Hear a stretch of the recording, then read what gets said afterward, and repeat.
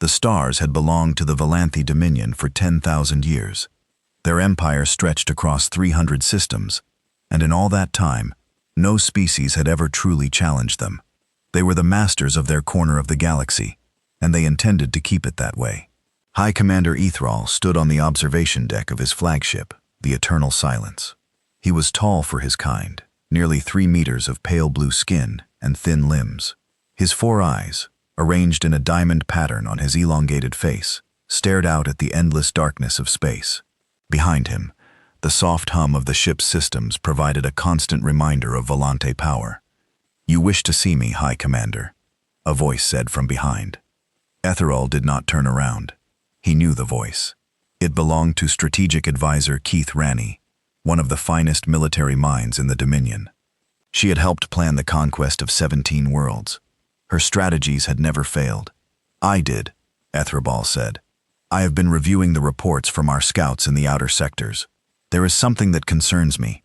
Cathani moved to stand beside him. She was smaller than Ethrabal, but her presence commanded respect. But her silver uniform bore the marks of 100 campaigns. "The humans," she said. It was not a question. Yes, the humans. The word felt strange in Ethraval's mouth. Humans. Such a simple name for such a troubling species.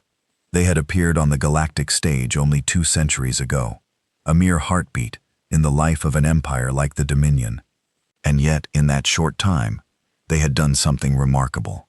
They had expanded, not slowly, as young species usually did, not carefully testing each step before taking the next. No, the humans had exploded outward from their home system like a plague. 12 systems in 200 years, colony ships by the hundreds, populations in the billions. They grow too fast. Ethraval said it is not natural. "Agreed," Cathani replied. "I have studied their expansion patterns. They do not follow the normal rules. Most young species take 1,000 years to colonize a single system beyond their own. The humans do it in decades. How is this possible?" Cathani was quiet for a moment. When she spoke, her voice was careful. "They breed quickly. Their lifespans are short, perhaps 80 of their years on average, but they reproduce at an alarming rate, and they are adaptable. They settle on worlds that other species would consider marginally habitable, worlds with extreme temperatures, worlds with thin atmospheres, worlds with heavy gravity." Ethraval finally turned to face her. "You sound almost impressed." "I am concerned," Kathrani corrected. "A species that can thrive in such conditions is a species that will be difficult to contain. If we wait too long, they will become a true threat to the Dominion." This was the heart of the matter. Ethraval had been thinking the same thing for months now. The humans had not attacked any Valanth interests. They had not made aggressive moves toward Dominion space. In fact, they seemed almost friendly, sending diplomatic messages and trade proposals. But Iraval had not maintained the Dominion's power for 10,000 years by waiting for enemies to strike first. He had maintained it by crushing potential threats before they could grow strong enough to fight back. "Gather the War Council," he said. "It is time to discuss the human problem." The War Council met in the Great Chamber at the heart of the Eternal Silence. It was a room designed to intimidate, with walls of black stone in a ceiling that disappeared into darkness. Around a massive circular table sat the 12 most powerful military leaders in the Dominion. Ifraval stood at the head of the table, his hands clasped behind his back. On the wall behind him, a holographic display showed a map of the galaxy. A small cluster of systems was highlighted in red. Human space. "You have all seen the reports," Ifraval began. "The humans have expanded to 12 systems. Our projections suggest they will reach 20 within the next 50 years. Within a century, they could control enough territory to challenge our border worlds." "They have made no hostile moves," said Admiral Bornathax, the oldest member of the council. His voice was rough with age. "Perhaps they wish only for peace." "Perhaps," Ethraval acknowledged. "But can we afford to assume that? Look at their history. Our intelligence gatherers have studied their world, their records. They are a violent species, Admiral. They have spent most of their existence fighting each other. Wars, conflicts, endless bloodshed. It is only in the last few centuries that they have united enough to reach the stars." All the more reason to be cautious. Vorthax said, "A species that has learned to overcome its violent nature may be one we can negotiate with, or it may be one that has simply found new targets for its violence." Cathani interjected. She stood beside Ethraval, her posture rigid. "I have analyzed their military capabilities. They are primitive compared to us, but they are improving rapidly. They reverse engineer technology at an alarming rate. Every trade deal we make with them, every piece of equipment they acquire from other species, they take apart and learn from. In 50 years, their weapons may be equal to ours. In 100, they may surpass us." Silence fell over the council. This was the fear that none of them wanted to speak aloud. The Valanthi had ruled for so long because they had always been the most advanced, the most powerful. The idea that a young species could catch up to them, could potentially exceed them, was terrifying. "What do you propose?" asked General Shathara, a veteran of countless campaigns. Ethraval activated the holographic display. The map zoomed in on the human systems, then further, until a single blue and green world filled the screen. "This is Earth," he said. "The human homeworld. Our scouts report that more than 8 billion humans live on this one planet alone. It is the heart of their civilization, the source of their expansion. If we destroy it, or at least we the humans." "You propose an invasion?" Vorthax asked, his tone skeptical. "I propose a decisive strike," Ethraval replied. "We send a fleet to Earth. We destroy their orbital defenses and their military infrastructure. We land ground forces to secure their major population centers, and we demand unconditional surrender. And if they refuse, then we make an example of them. We show the galaxy what happens to species that threaten the Dominion." The council debated for hours. Some, like Vorthax, argued for caution. Others, like Sithara, were eager for battle. In the end, the vote was not even close. 10 of the 12 council members voted in favor of the invasion. The order was given. 200 warships would be assembled for the strike on Earth. 50,000 ground troops would be prepared for landing operations. The fleet would depart within the month. As the council members filed out of the chamber, Kothrani approached Ithraval. "You seem troubled," she observed. Ithraval stared at the image of Earth still rotating slowly on the display. "I have conquered many worlds," he said. "I have faced many enemies. But something about this one feels different." Different how? He could not explain it. It was just a feeling, a cold whisper in the back of his mind. He dismissed it as foolishness. "It is nothing," he said. "Begin the preparations." In the weeks that followed, the Valanthi war machine roared to life. Ships were loaded with weapons and supplies. Soldiers trained for the coming battle. The mood throughout the fleet was confident, even eager. The humans were primitive. After all, this would be a quick campaign, an easy victory. Intelligence reports flowed in from scouts who had observed the human defenses. They had orbital platforms, yes, but nothing that could stand against a full Valanthi fleet. Their warships were fast but lightly armed. Their ground forces were numerous, but poorly equipped compared to Valanth soldiers. They rely heavily on what they call projectile weapons. One intelligence officer reported, chemical propellants that launch small metal objects at high speed. Primitive, but effective at close range.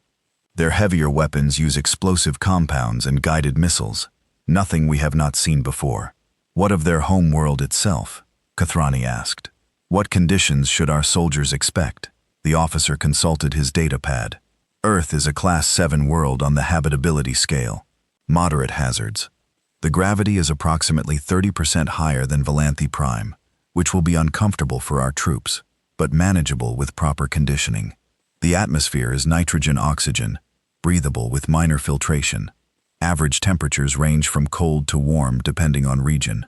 There is significant water coverage, approximately 70% of the surface. Any dangerous wildlife? Some. The planet has a diverse ecosystem, but nothing that should pose a serious threat to armed soldiers. The dominant predators are relatively small, compared to what we have encountered on other worlds." Kathy nodded, satisfied. "And the population centers? Where should we focus our landing operations?" The humans have concentrated their population in areas they call cities. Massive structures, housing millions of individuals. We recommend targeting the largest of these for maximum psychological impact.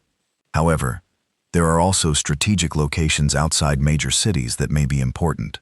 Power generation facilities, communication hubs, military bases. What about this region? Ethereal asked, pointing to a large green area on the map of Earth. Our scans show minimal population, but significant energy signatures. That is what the humans call the Amazon rainforest, the officer explained.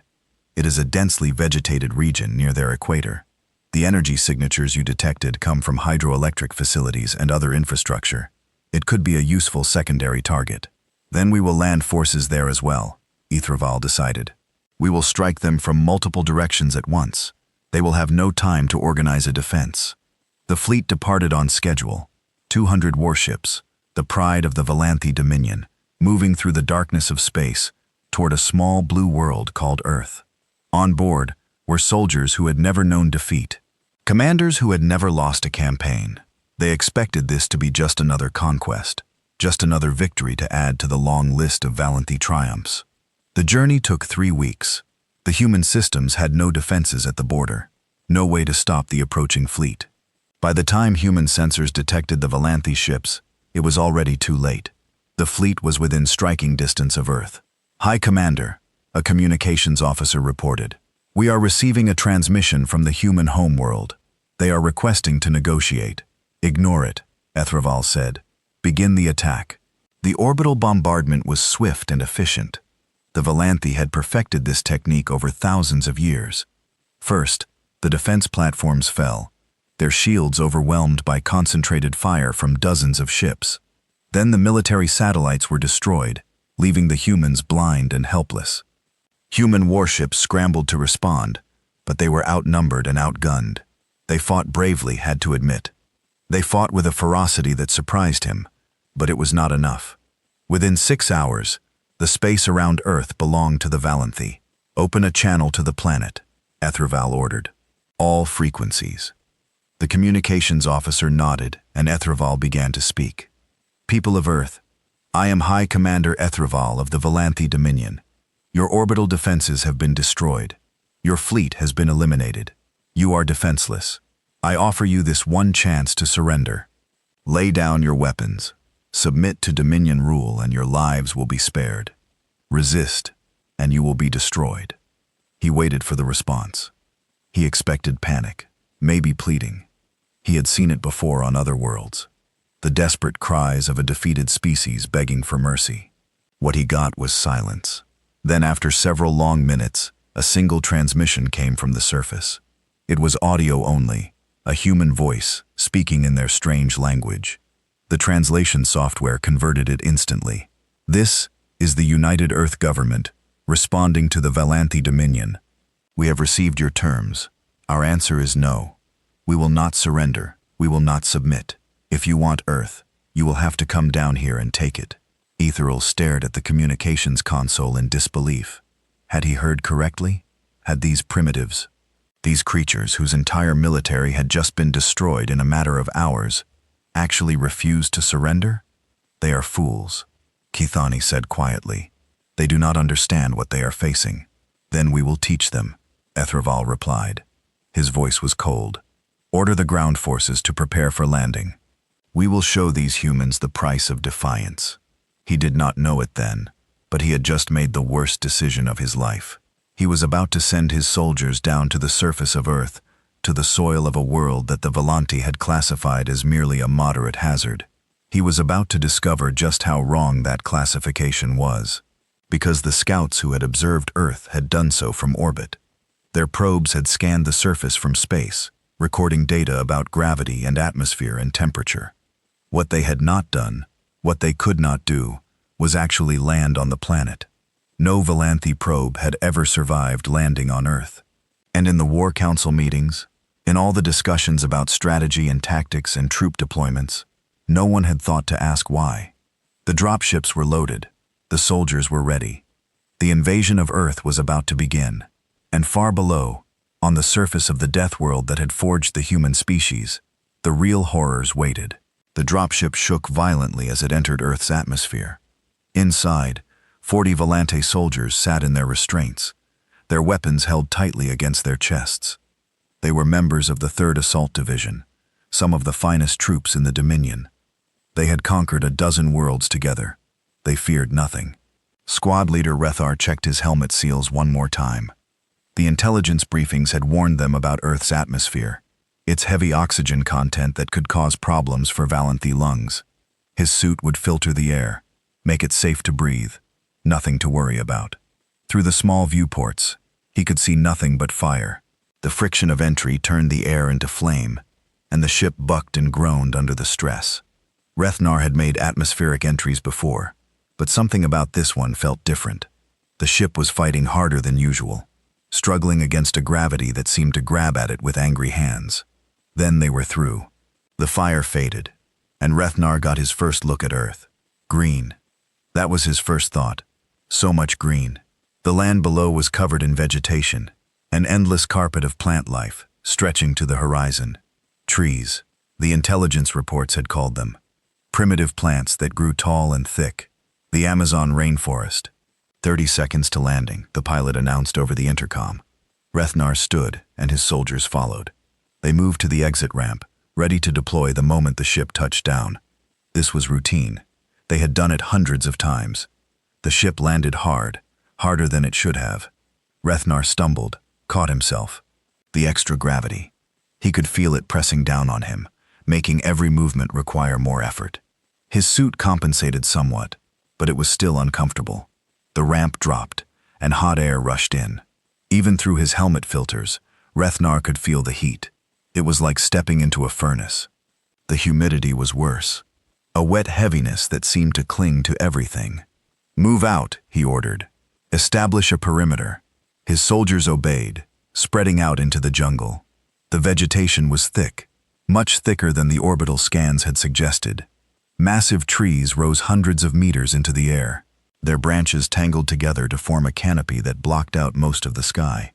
Below, smaller plants filled every available space, creating a wall of green that was almost impossible to see through. "This is not ideal terrain," one of his soldiers commented. "We adapt," Rethnar replied. "We always adapt." But as the minutes passed, he began to wonder if adaptation would be enough. The first problem was the noise. The jungle was loud, impossibly loud. Strange sounds came from every direction. Chirps and screams and howls and buzzing. The soldiers looked around nervously, trying to identify the sources, but the vegetation was too thick. They could hear things moving in the undergrowth, but they could not see what was making the sounds. "What is that?" a soldier asked, pointing at something on a nearby tree. Rethnar looked. A creature sat on a branch watching them. It was small, covered in fur with a long tail and a flat face. Its eyes were bright and curious. "A primate," Rethnar said, remembering the intelligence briefings, "related to the humans, according to our scientists, harmless." The creature opened its mouth and screamed at them, a sound so loud and sudden that several soldiers raised their weapons. Then it was gone, vanishing into the canopy. "Harmless," one of the soldiers muttered. "Right." They pushed forward, following their navigation systems toward the target, a human power facility several kilometers to the east. The going was slow. The vegetation resisted them at every step, and the gravity made the march exhausting. Soldiers who could normally operate for days without rest began to tire within hours, and then the insects found them. Rethnar felt the first one land on his hand.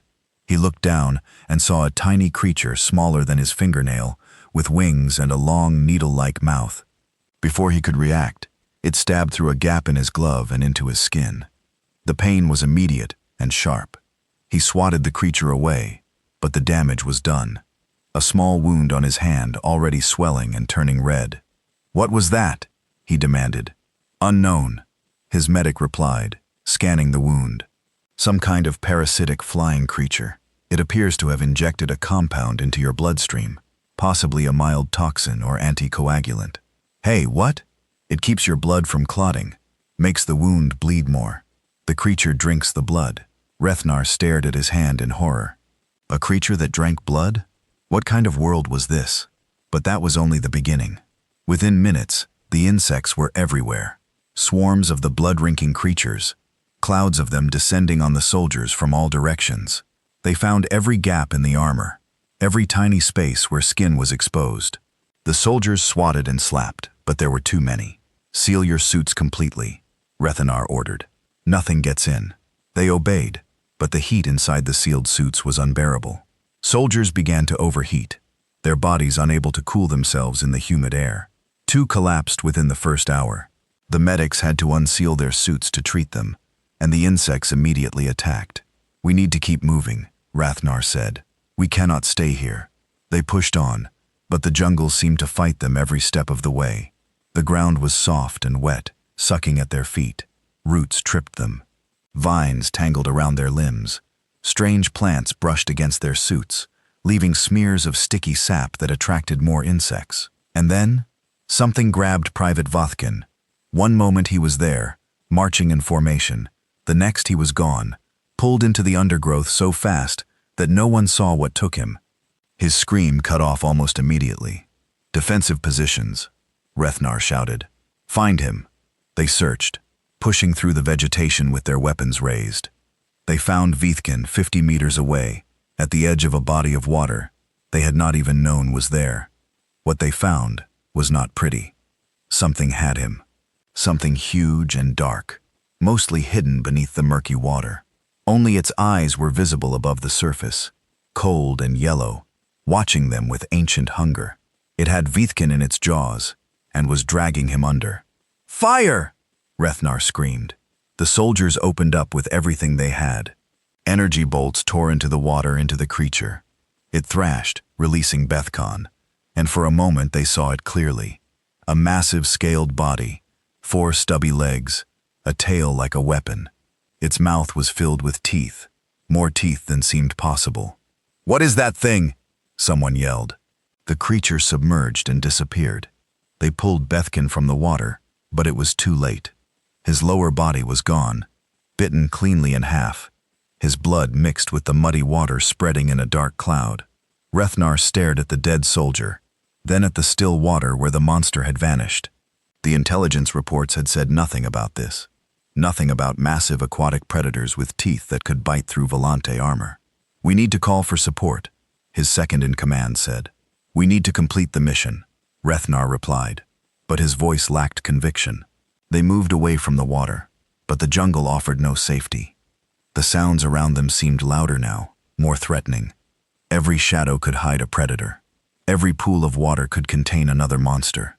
The next attack came from above. A soldier named Crix was walking beneath a large tree when something dropped onto him. It was a snake. But calling it a snake seemed inadequate. It was as long as 3 Valanthi laid end to end, thick as a soldier's torso, covered in scales that shimmered with colors. It wrapped around Crix before anyone could react, coiling tight, tighter, until they could hear his armor cracking. "Get it off him," Rethanar shouted. They tried. They grabbed at the creature, tried to pull it away, but its strength was incredible. It squeezed, and Crixdel screamed, and then his scream stopped as his chest collapsed. In desperation, Rethanar drew his blade and began cutting. The snake's blood was cold and dark, spraying across his suit. It took nearly a minute to kill the creature, and by then, Crix was dead. 2 soldiers lost in less than an hour, and they had not even seen any humans yet. "Commander," his communications officer said, "I am receiving reports from the other landing zones. They are experiencing similar problems, heavy casualties from wildlife and environmental hazards." "How heavy?" "The 3rd and 4th companies report 30% losses. The 7th company has lost contact entirely. 30% lost to animals and weather, not to human weapons, not to enemy soldiers, to the planet itself." Rethanar looked around at his remaining soldiers. They were scared. He could see it in their body language, in the way they jumped at every sound. These were veterans, warriors who had faced death on a dozen worlds, and they were scared of a jungle, but so was he. "Keep moving," he ordered. "We have a mission to complete." They did not make it far. The attack came from the trees, silent and fast. A blur of spotted fur, a flash of claws. Private Yethnal went down, screaming. Something on top of him. Rethanar spun, weapon raised, and saw it clearly. It was a predator, a pure killing machine. 4 legs, a sleek body covered in golden fur marked with black spots. Its eyes were yellow and cold, and its claws were red with volante blood. It looked at Rethnar with an expression that could only be described as hunger. He fired. The energy bolt caught the creature in the shoulder, and it roared a sound that shook the trees. But it did not die. It leaped away, vanishing into the undergrowth, leaving Yethnal bleeding on the ground. "Medic!" Rethnar shouted, but the medic was already there. The wounds were deep, 4 parallel slashes across Yethnal's chest. The armor had slowed the claws, but not stopped them. "He will live," the medic reported, "but he cannot continue." That made 3. 3 soldiers gone, and they were not even halfway to their objective. "What was that creature?" someone asked. "A jaguar?" The communications officer replied, consulting his database. "A local predator. The intelligence report said they were relatively small and pose minimal threat." Minimal threat? Rethnar stared at the officer. It just tore through military-grade armor. The reports were based on orbital observation. They may have underestimated the capabilities of local wildlife. Underestimated. That was one word for it. Rethnar was beginning to think that the intelligence division had not understood this world at all. They established a temporary camp and called for medical evacuation. While they waited, Rethnar took stock of the situation. His squad had started with 40 soldiers. He was now down to 36, and several of those were injured. They had traveled less than 2 kilometers. Their objective was still several kilometers away, and night was falling. The sounds of the jungle changed as the sun went down. The daytime creatures fell silent, replaced by new sounds, clicks and chirps and howls that were somehow worse than what had come before. The darkness was absolute, the thick canopy blocking out any light from the stars.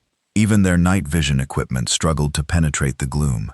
"Something is watching us," a soldier whispered. Rethnar looked eyes, dozens of eyes glowing in the darkness surrounding their camp. The creatures stayed just outside the light of their emergency lamps, circling, waiting. "Hold position," Rethnar ordered. "Nothing gets past the perimeter." They made it through the night, but barely. 3 times something tried to enter the camp. 3 times they drove it back with weapons fire. In the morning, they found the bodies of the creatures they had killed, more of the spotted predators. A massive serpent, something they could not identify. A creature with too many legs and mandibles that dripped with venom. The evacuation ship arrived at dawn. As Rethnar loaded the wounded aboard, he received a new message from High Commander Ethraval. "What is your status, squad leader?" Rethnar hesitated. What could he say? That his elite soldiers were being torn apart by wild animals? That a single predator had done more damage than most enemy armies?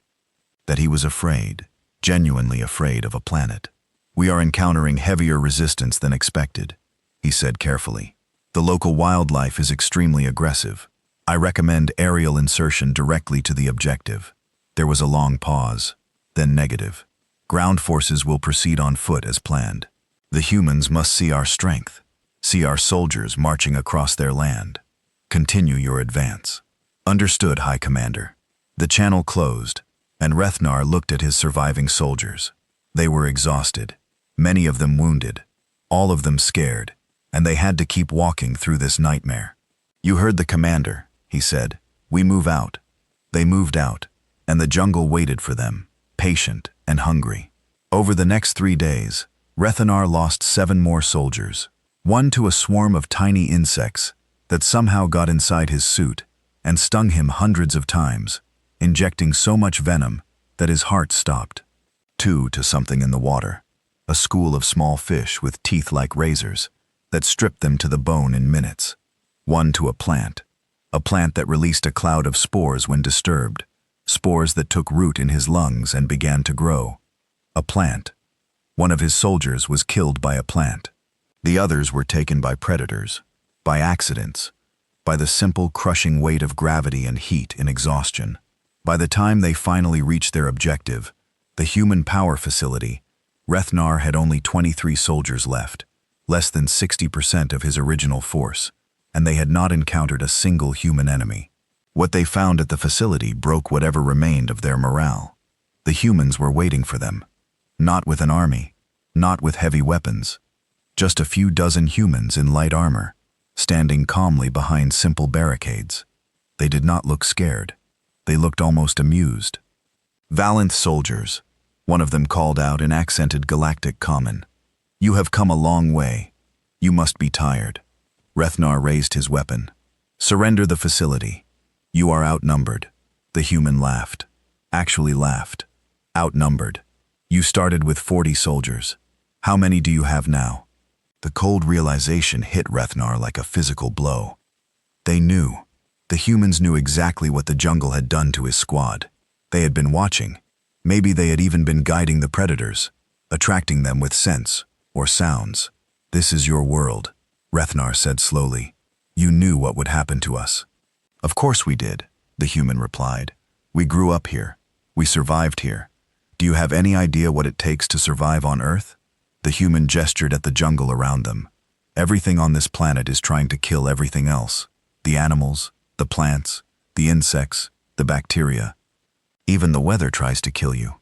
We did not become the dominant species by being weak. We became dominant by being more dangerous than anything else. You think your planet can stop us? We have conquered 100 worlds. Not like this one," the human said. "This one fights back." The battle that followed was short and brutal. The humans fought differently than any enemy Rethnar had ever faced. They were fast, incredibly fast, moving with a speed that should have been impossible in this heavy gravity. They were strong, stronger than their small frames suggested, and they were relentless. But worst of all, they worked with the jungle. A soldier aimed at a human, and a snake dropped from a tree onto his head. Another tried to retreat and ran directly into a nest of stinging insects.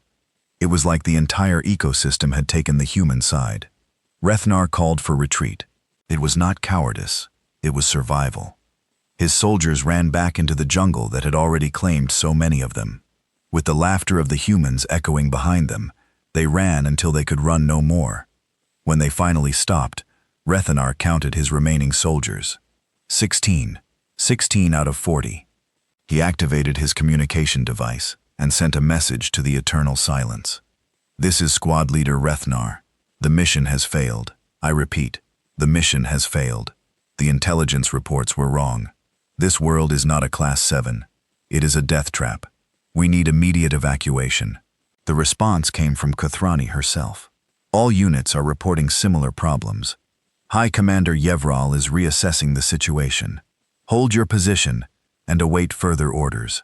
Rethnar looked at his exhausted, terrified soldiers, then at the jungle that surrounded them on all sides. He thought about the predators hunting in the darkness, the venomous creatures hiding in the trees, the plants that could kill with a touch. "Hold our position," he repeated. Against this, in the distance, something howled, and from somewhere much closer, something answered. The night was coming, and on Earth the night belonged to the hunters. High Commander Ithraval stood in the war room of the Eternal Silence, surrounded by holographic displays showing casualty reports from across Earth. The numbers were impossible. They had to be wrong. And yet, they kept coming. An endless stream of death from the surface below. "Give me the current totals," he said quietly. Kathani stepped forward, her face pale. "We have lost approximately 12,000 soldiers in the first week of ground operations. That is nearly 25% of our invasion force.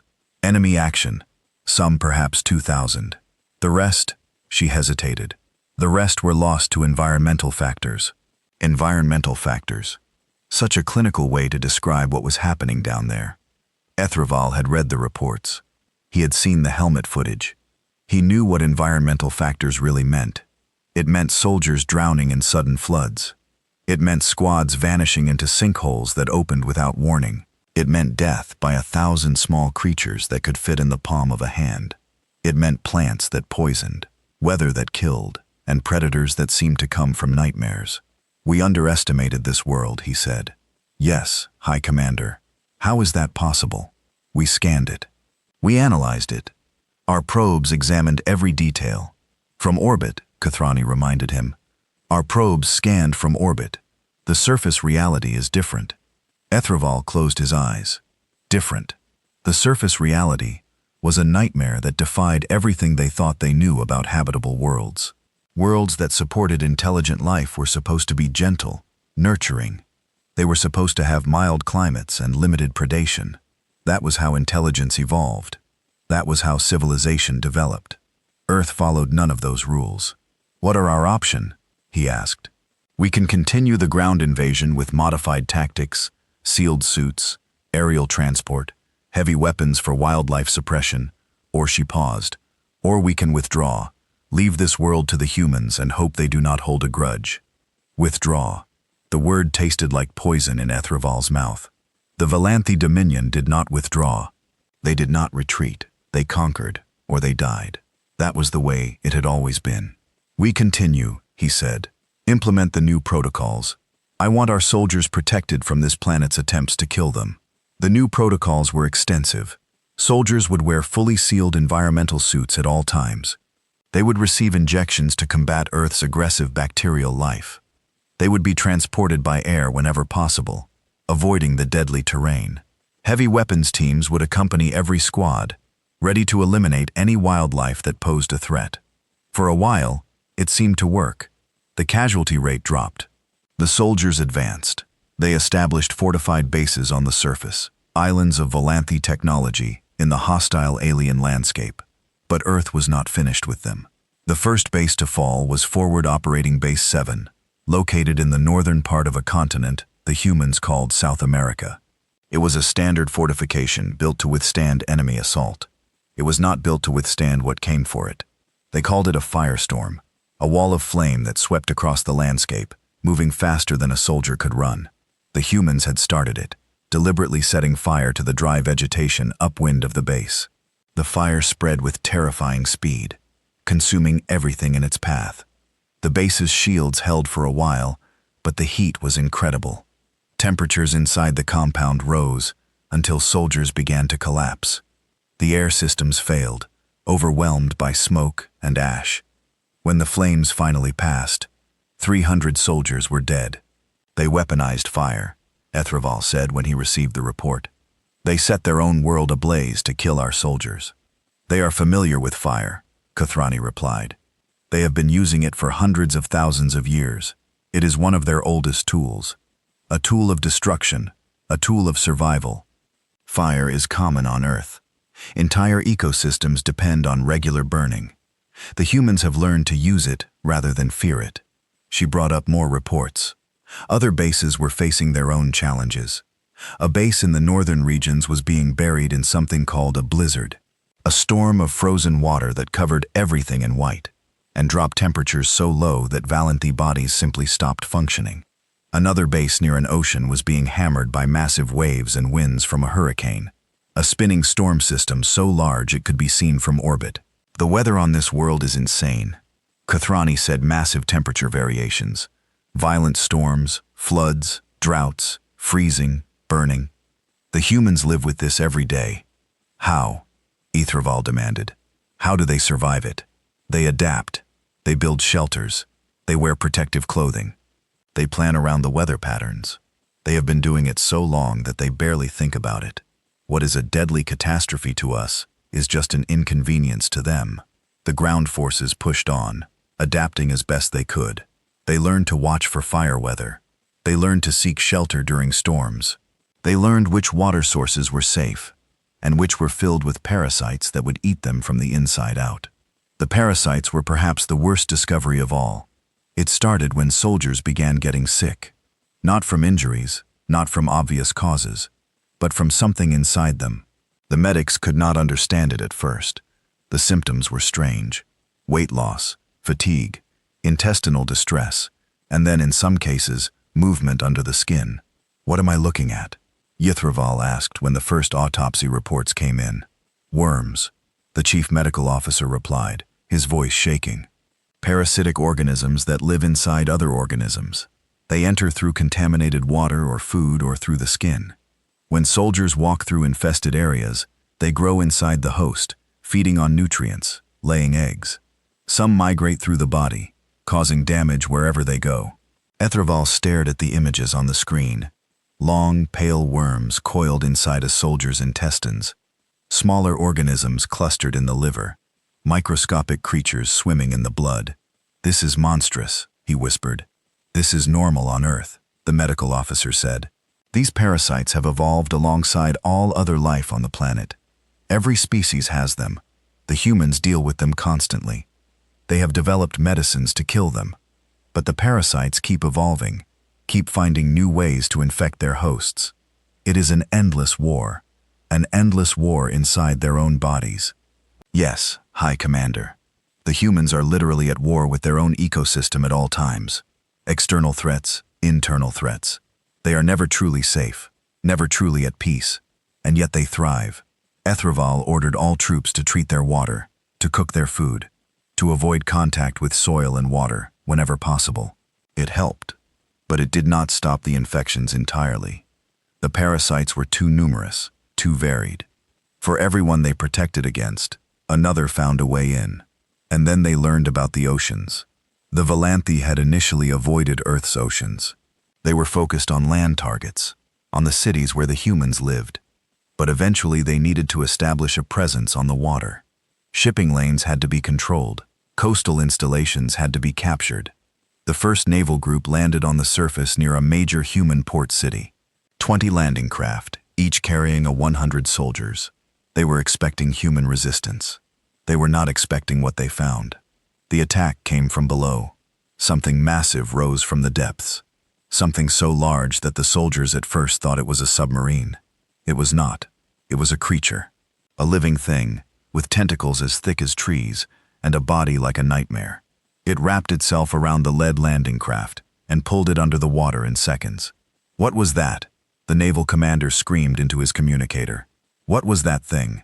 Before anyone could answer, more shapes appeared in the water. Fins cutting through the surface.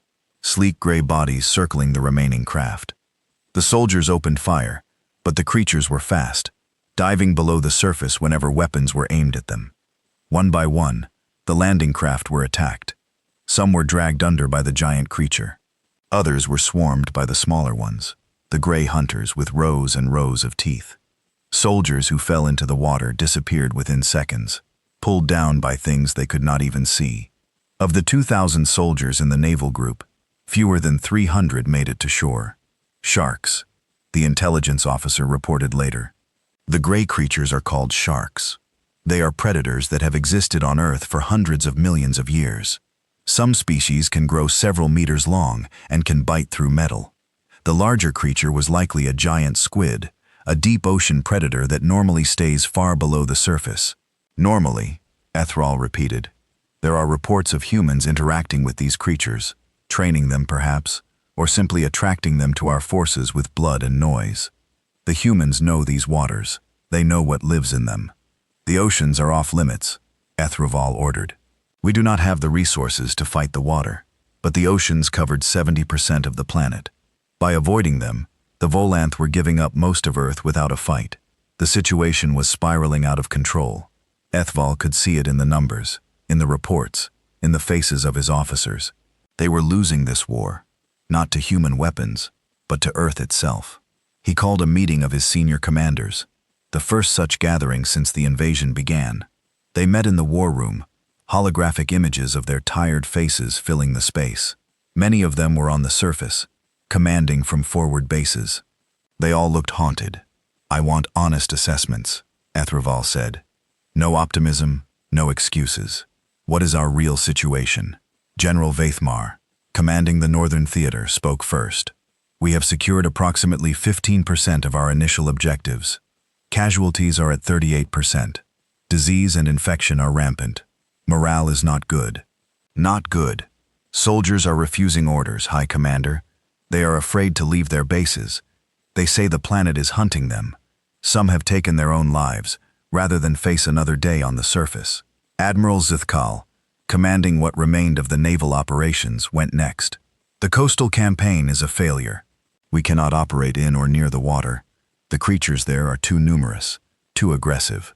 I have lost 60% of my forces without achieving any objectives." One by one, the other commanders reported similar stories. Losses to wildlife, losses to weather, losses to disease, losses to accidents. losses to psychological breakdown. The invasion was falling apart. "There is something else," Cather said when the commanders had finished. "Something the medics have discovered that I think you all need to hear." She activated a display showing medical data that Ethereal did not fully understand. Graphs and charts and biological readouts. "The bacteria on Earth are unlike anything we have encountered," she explained. "They are aggressive, adaptable, and resistant to most of our treatments. Our soldiers are becoming sick, not from one pathogen, but from dozens, hundreds. The human body has evolved to handle this constant assault. Ours have not." "Can we develop countermeasures?" someone asked. "In time, perhaps. But we do not have time. The infections are spreading faster than we can treat them. If we remain on the surface much longer, we will lose more soldiers to disease than to all other causes combined." Ethereal felt the weight of command pressing down on him. He had led armies for centuries. He had conquered worlds that others said could not be conquered. But this world was different. This world was actively trying to kill them, and it was succeeding. "Why?" he asked quietly. "Why is this planet so hostile?" "Because it has always been this way," Cathani replied. "Earth is old, High Commander. Life has existed there for billions of years, constantly competing, constantly evolving. Every species on that planet is the product of endless struggle, endless death. Only the strongest, the most adaptable, the most vicious survive, including the humans. The humans." Ethereal stared at the blue and green world rotating slowly on the display. "They are not just from this planet. They are of this planet. They are part of this endless war. Yes, and they have been fighting it longer than we have. They know its rules. They know how to survive. We do not." The room was silent. Every commander knew what Cathani was saying. They had invaded a world that had been at war with itself for billions of years. They had tried to conquer a species that had already conquered the most hostile environment in the known galaxy. They had made a terrible mistake. "What do you recommend?" Ethereal asked. Kathrani did not hesitate. "We establish secure bases and stop all further ground expansion. We focus our efforts on survival, not conquest. We wait for reinforcements and develop proper countermeasures for this world's dangers. And we prepare for the possibility that victory may not be achievable." "You are suggesting we accept defeat. I am suggesting we accept reality. We came here expecting an easy conquest. We found something else entirely. We can adapt, or we can die. Those are our only options." Looked at the faces of his commanders. He saw exhaustion. He saw fear. He saw the beginning of despair. These were warriors who had never lost, and now they were losing to a planet. "Implement the new strategy," he said finally. "Consolidate our forces, secure our positions, and pray to whatever gods still listen that the humans do not decide to counterattack." But even as he gave the order, he knew it was too late for prayers. On the surface below, the humans were already moving. They had watched the Volantes struggle. They had learned their weaknesses, and now, armed with the weapons that their Deathworld had given them, they were preparing to show the invaders exactly why Earth was the most dangerous planet in the galaxy. The hunters were about to become the hunted. Lieutenant Colonel Sarah Chen had not slept in 3 days. She did not need to. Her body had adapted to the stress the same way human bodies had adapted to every challenge Earth had thrown at them for millions of years. Sleep could wait. The enemy could not. She stood at the command center deep beneath the Rocky Mountains, watching the holographic display that showed the position of every Volanthe base on the planet. There were fewer of them now than there had been a month ago. The aliens were consolidating, pulling back from positions they could not hold. They were learning what every predator on Earth eventually learned. Sometimes the prey fights back. "Status report," she said. Major James Rodriguez stepped forward. He was a big man, thick with muscle, the kind of human that evolution had designed for long-distance ants running and heavy labor. He could run for days without stopping.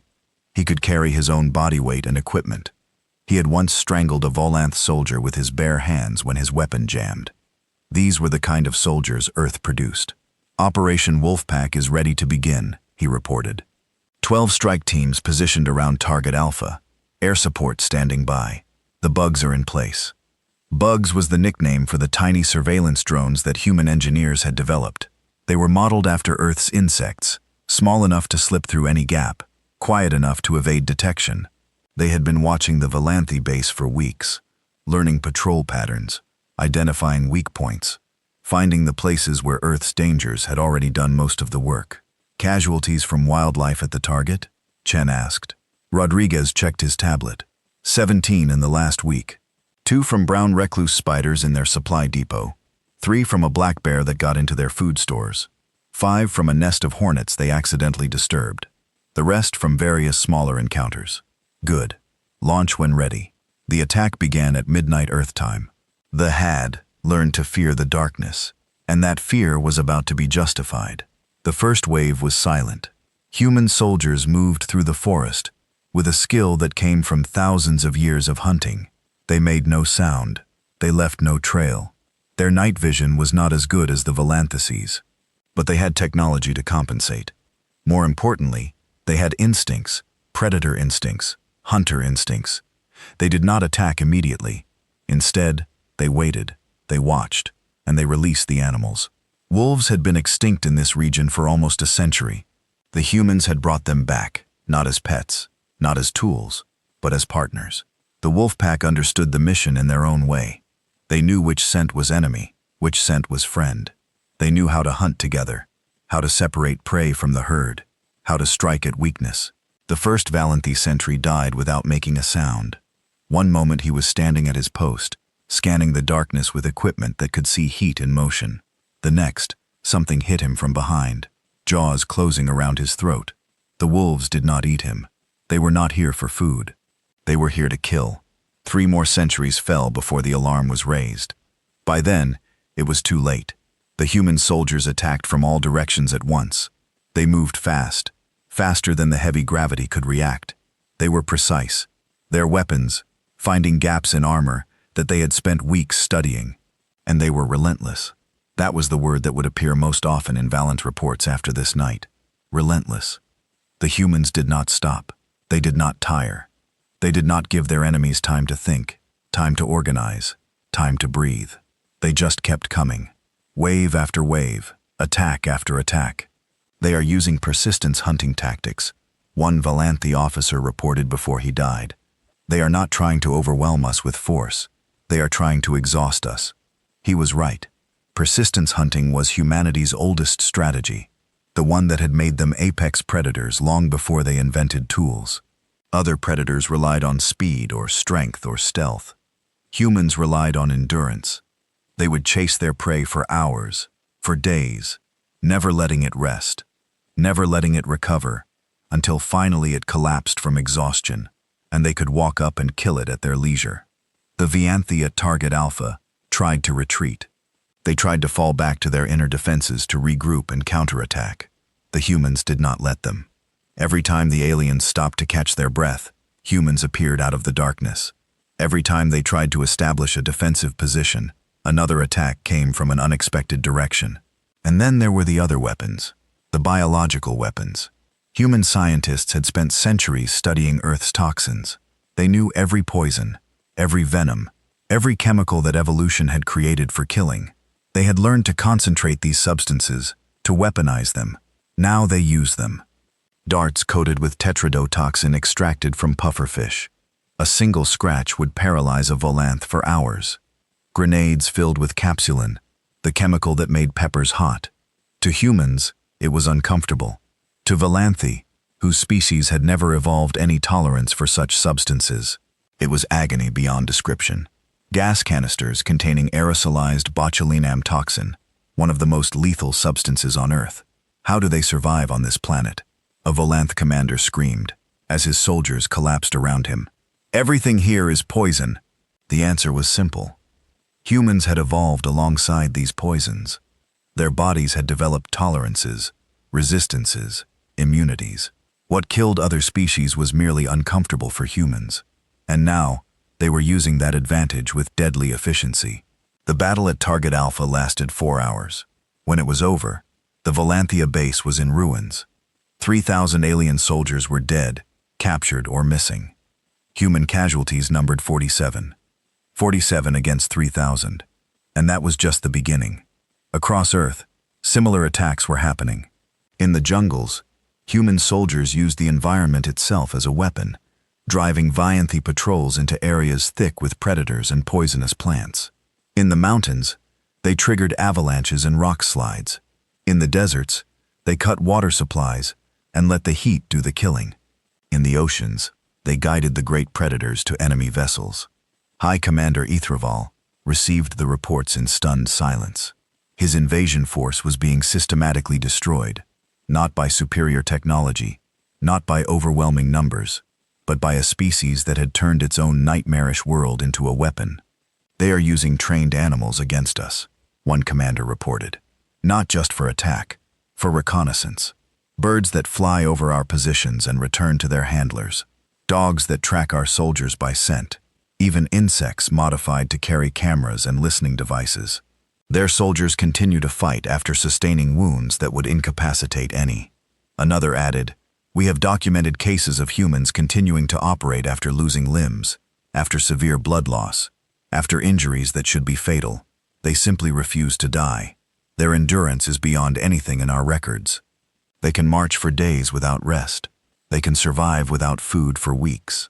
They can function in conditions of extreme heat, extreme cold, extreme everything. It is as if their bodies were designed for war." Ethereal understood now what they were facing. The humans had not become dominant on Earth by being gentle. They had not survived billions of years of evolutionary warfare by being weak. They had become the apex predator of a death world by being harder, tougher, and more vicious than everything else. And now that they were at war, they were showing exactly what that meant.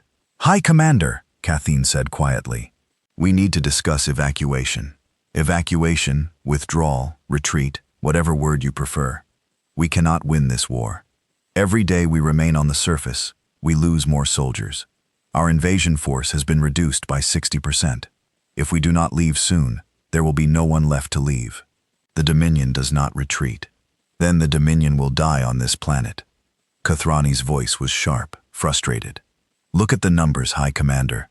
Look at what is happening down there. We are not fighting a primitive species. We are fighting the survivors of the most hostile environment in the galaxy. They have been at war for millions of years. They know how to fight in ways we cannot imagine." She brought up more images, more footage captured by surviving soldiers and drones. Humans moving through environments that would kill in minutes. Humans shrugging off injuries that would leave any other species helpless. Humans working together with a coordination that seemed almost telepathic, anticipating each other's moves, covering each other's weaknesses. They evolved as social hunters, Kathrani explained. They operate in groups, communicate constantly, share information instantly. When one human learns something, they all learn it. They adapt faster than any species we have ever encountered. Every tactic we use against them, they counter within days. Every weapon we deploy, they find a way to neutralize. They are the ultimate adaptive species. Then what do you suggest? That we simply give up? That we let them win? I suggest that we survive. That we preserve what remains of our fleet and our soldiers? That we return to Dominion space and regroup. The humans have not attacked our ships in orbit. They could. I think they are holding back, waiting to see what we do. If we leave, I believe they will let us go." Ithraval stared at the image of Earth rotating slowly on the display. Such a beautiful world from orbit, blue and green and white, serene and peaceful. It was hard to believe that such horror existed beneath those clouds. "If we leave," he said slowly, "we admit defeat. We admit that a primitive species defeated the Valanthi Dominion." "They are not primitive," Catherine replied. "They only seem primitive because we judge them by our standards. Their technology is different from ours, suited to their world and their needs. Their society is different, shaped by their evolutionary history. But they are not lesser than us. They are simply other. And on their own world, they are far stronger than we are." The decision weighed on Ithraval like the heavy gravity of Earth itself. Everything he had been taught, everything he believed, told him to continue fighting.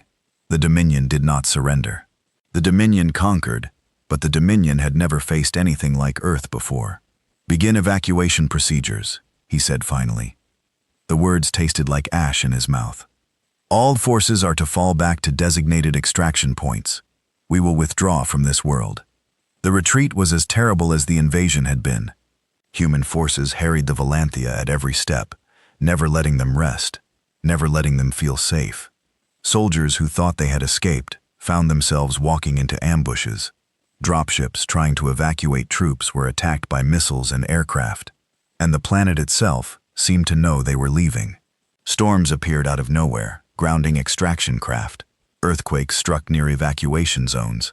Animals that had been dormant suddenly became active, attacking convoys and camps. "It is like the world does not want to let us go," one soldier said as he finally boarded a dropship.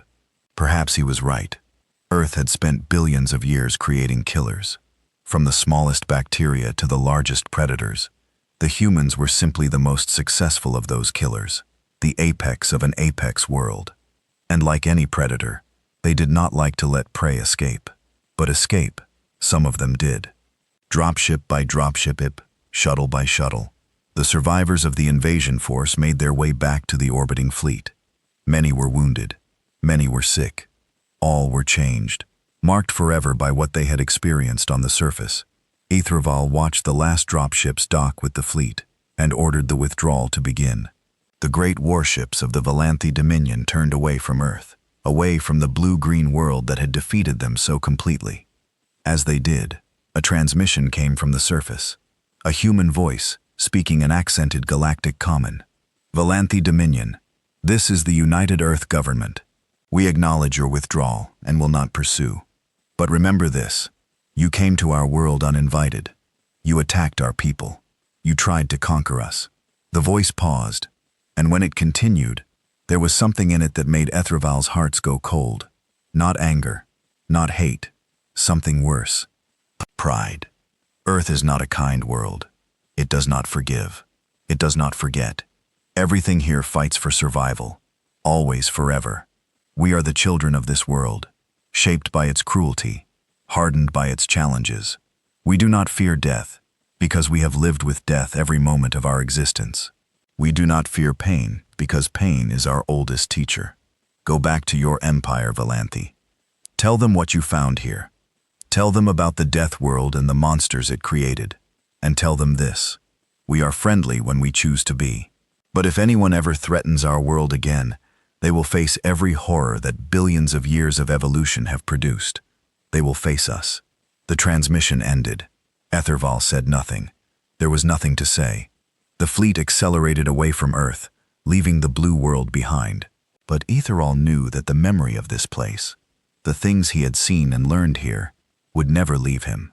He had come to Earth expecting to conquer a primitive species. He had found something else entirely.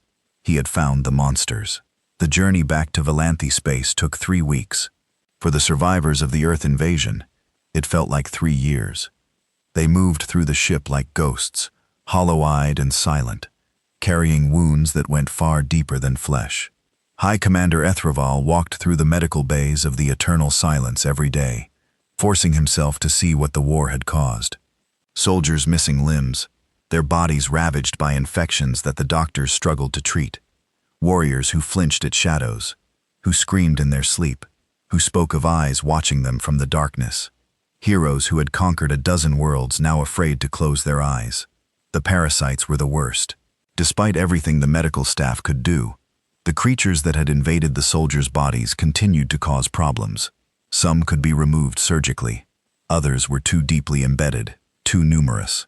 Soldiers who had seemed healthy upon evacuation began to sicken and die as the organisms inside them completed their life cycles. "We have lost another 12 since leaving Earth orbit," the chief medical officer reported. "The parasitic infections are unlike anything in our databases. Some species appear to have multiple stages, lying dormant for weeks before becoming active. We do not know how many more we will lose." "How many soldiers will return home healthy?" Aetherval asked. "Truly healthy, perhaps 60%. The others will carry marks of this war for the rest of their lives. Physical scars, chronic conditions, psychological trauma.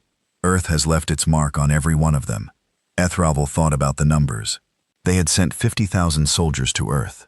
Fewer than 20,000 were coming home. Of those, perhaps 12,000 would ever be fit for duty again. The rest were dead, or would soon die, or were so broken that they would never fight again. One planet, one species, and the greatest military defeat in Valanth history. The fleet that had departed for Earth had numbered 200 warships. 67 were returning. The rest had been destroyed in the final evacuation, caught by human weapons while trying to rescue ground troops, or lost to accidents caused by exhausted crews making fatal mistakes. It was a disaster of unimaginable proportions, and Yithraval would have to explain it to the War Council. He spent the remaining journey preparing his report. He gathered testimony from survivors. He compiled footage from helmet cameras and surveillance drones. He organized medical data and tactical analysis. He built the most complete picture he could of what had happened on Earth and what it meant for the Dominion. When the fleet finally arrived at Valanthi Prime, they were met not with celebration, but with silence. Word of the defeat had traveled ahead of them. The entire Empire knew that something terrible had happened at Earth. Now they would learn the details. The War Council convened in the Great Hall of the capital, the same room where Yithraval had first proposed the invasion. The 12 council members sat in their high seats, their faces grave. In the gallery above, hundreds of officials and dignitaries watched in silence. Yithraval stood before them alone at the center of the chamber. He felt the weight of their eyes upon him, the judgment they had not yet spoken. "Hi, Commander Yithraval," said Grand Admiral Bethrax, the leader of the council. "You stand before us to give account of the Earth campaign. We have heard rumors and fragments. Now we would hear the truth." "The truth?" Yithraval repeated. He took a deep breath and began. "We went to Earth expecting an easy conquest. We had studied the planet from orbit. We had analyzed its technology, its military capabilities, its population. By every measure we used, it should have been a simple victory. We were wrong." He activated the holographic display, filling the chamber with images of Earth. Beautiful images at first. The blue oceans, the green forests, the white clouds. Earth appears peaceful from space. It is not. It is the most hostile environment we have ever encountered. The gravity alone is enough to exhaust a Vanthi soldier within hours. The atmosphere burns our lungs with its heavy oxygen. The temperatures swing from burning to freezing, sometimes within the same day. The images changed. Now they showed the horrors that waited beneath those peaceful clouds. Predators with teeth and claws, hunters with venom and crushing coils, swarms of insects that could strip flesh from bone, plants that killed with poison or strangled their victims with grasping vines. Everything on Earth is trying to kill everything else. Yithraval continued. Every species, every organism, is in constant competition for survival. There is no peace on that world. There is only war, endless and eternal, stretching back billions of years. He showed them the parasites, the creatures that invaded the body, that ate their hosts from within. He showed them the bacteria, the viruses, the fungi that attacked the living and consumed the dead. He showed them diseases that had no cure, infections that spread through touch, spores that filled the lungs and rotted them from the inside. The council members shifted uncomfortably. Some looked away from the images. One veteran admiral who had fought in 100 battles without flinching covered his eyes. "We lost soldiers to all of these things," Yithraval said. "We lost them to predators and parasites and poisons. We lost them to weather and terrain and accident. We lost more soldiers to the planet itself than we did to human weapons. But the humans," he continued, "the humans are the worst of all." New images appeared. Humans running through terrain that would kill a Volanth.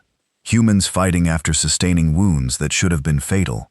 Humans hunting in the darkness, moving in perfect coordination, relentless and unstoppable. They evolved on that nightmare world. They did not just survive it, they conquered it. They became the apex predator of a planet full of apex predators. Do you understand what that means? He looked around the chamber, meeting the eyes of each council member in turn.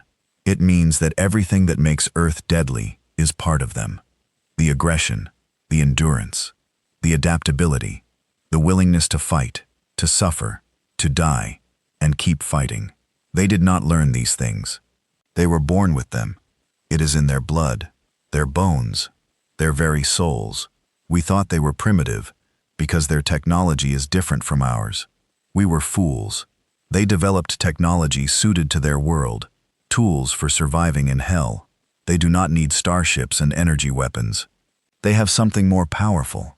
They have Earth. And when we invaded them, they used Earth against us. He showed them the counterattack, the trained animals that hunted Valanthy soldiers, the biological weapons derived from Earth's countless toxins, the humans who move through the deadly terrain like it was nothing, who turned every feature of their nightmarish world into an advantage. They know their planet. Ethraval said they know every predator, every poison, every danger. They have been fighting these things for millions of years, and when they turned that knowledge against us, we had no defense. The final images were the hardest. The retreat, the dying, the soldiers screaming as parasites hatched inside them, the ships falling to human weapons as they tried to evacuate, the faces of warriors who had seen things no Volante was meant to see. We went to Earth with 200 warships and 50,000 soldiers, concluded. We returned with 67 ships and fewer than 20,000 survivors. Of those survivors, thousands will die from injuries and infections in the coming months. The rest will carry scars for the remainder of their lives. He deactivated the display and stood in silence for a moment. This is my report. This is the truth. We invaded a death world, and the death world won. The chamber was silent. For a long time, no one spoke. Then Grand Admiral Vaithrax leaned forward. What is your recommendation, High Commander? What should the Dominion do now? Ithraval had thought about this question during every moment of the journey home. He had considered military options, diplomatic solutions, technological responses. In the end, he had reached only one conclusion. We should leave them alone, he said. Earth should be classified as a forbidden world. No Valthi ship should approach it. No Valthi citizen should attempt to contact its inhabitants. We should pretend that it does not exist, and hope that the humans are willing to do the same. Murmurs ran through the gallery. This was not what they had expected. The Valanthy did not hide from threats. They eliminated them. You suggest we simply ignore a species that has defeated us, one council member demanded. That we allow this insult to stand unanswered. I suggest we survive, Ithraval replied. The humans did not pursue us. They let us leave. They sent a message saying they would be peaceful if we would be peaceful. I believe them. Why? Why would such a violent species choose peace? Because they are tired of war. Ithraval's voice was quiet now, thoughtful. Think about what I have told you. They have been at war for their entire existence, not just as a species, but as a world. Every day of every year, for billions of years, Earth has been a battlefield. They have fought for survival against everything around them, even the things inside them. And they won. They conquered their world. They became the dominant species of the most hostile environment in the galaxy. But they are weary. I think they have found peace among themselves after millions of years of fighting each other. They do not want more war. They want to rest. We should let them rest. Because if we do not, if we force them back into war, they will fight us with everything they have, with every weapon, every tactic, every horror that their world has taught them.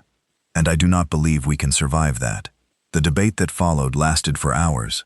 Some argued for retaliation, for a massive fleet to punish the humans for their defiance. Others supported Etheral's caution. In the end, the vote was close, but the commander's recommendation carried. Earth was classified as a quarantine world. All approaches were forbidden. All contact was prohibited. The humans were to be left alone, treated as if their little blue planet did not exist.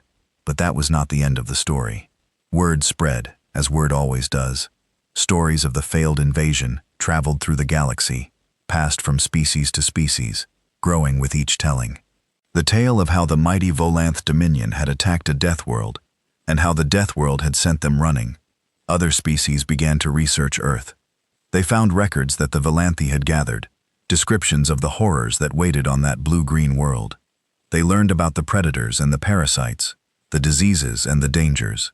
They learned about the humans, and they began to understand why the Volante had lost. The humans had not defeated the Dominion through superior technology or greater numbers. They had won because they were products of a world that was constantly trying to kill them. They had evolved to be survivors, fighters, Predators. Every challenge made them stronger. Every threat made them more dangerous. They were the children of a world that showed no mercy, and it had forged them into something terrifying. A new phrase entered the galactic vocabulary: Deathworlder. It was used to describe any species that evolved on a hostile world. But when people said it, they usually meant humans. The original Deathworlders, the apex predators of the apex world. Trade delegations began to arrive at the edge of human space. Carefully, cautiously, other species made contact. They came not to conquer, but to negotiate, to trade, to learn. They found that the humans, freed from the threat of invasion, were surprisingly friendly, curious, creative, eager to explore and discover. But beneath that friendliness, the other species could always see the predator. It was in the way humans moved, confident and economical, in the way they watched their surroundings, always alert, always ready, in the way they could go from peaceful to violent in an instant when they or their people were threatened. They are like their world, Warhod, one diplomat reported to his government. Beautiful on the surface, deadly beneath. They smile and laugh and make jokes, but never forget what they are. They are the survivors of Earth. They are the monsters that killed the other monsters. Years passed. The humans expanded further into the galaxy, establishing colonies and trade routes. They made allies and friends among other species. They shared their technology, their art, their culture. They seemed peaceful, civilized, even gentle. But the story of the Earth invasion was never forgotten. It was taught in military me's across the galaxy, a lesson in what happened when you underestimated a species shaped by a death world. It was told to children as a warning: be careful of the humans. Be friendly. Be polite. Because if you make them angry, you will face not just them, but everything that made them. On Valanthi Prime, High Commander Ethraval lived out his remaining years in quiet retirement. He was treated with respect, not blame. He had tried to conquer Earth. He had failed. But he had recognized his failure and preserved what remained of his forces. That was considered wisdom, not weakness. Sometimes late at night, he would look up at the stars and think about that blue world so far away. He would remember the sounds of the jungle, the eyes watching from the darkness, the screams of soldiers being taken by things they could not see. He would remember the human voice that had spoken to him as he retreated, calm and confident and utterly without mercy. "Tell them what you found here," the human had said. "Tell them about the death world and the monsters it created." He had told them. He had told everyone who would listen. And the galaxy had learned. The humans were not like other species. They came from a world that was trying to kill them from the day they were born to the day they died. They had survived that world, conquered it, claimed it as their own. They had become the most dangerous things on the most dangerous planet in the known universe, and now they were out among the stars. They were friendly. They were curious. They were creative and kind, and full of wonder at the galaxy around them. But never forget what they were. Never forget where they came from. Never forget the horrors lurking on the death world. Because if you did, if you ever forgot, if you ever thought that you could threaten them, or conquer them, or hurt them without consequence, they would remind you, and the reminder would be written in blood. In the end, that was the lesson the Valanthi had learned. That was the lesson the galaxy had learned. That was the lesson carved into the stars themselves. Do not go to war with the humans. Do not threaten their world. Do not make them your enemies. Because if you do, you will face every nightmare that Earth has ever created. You will face the Deathworlders,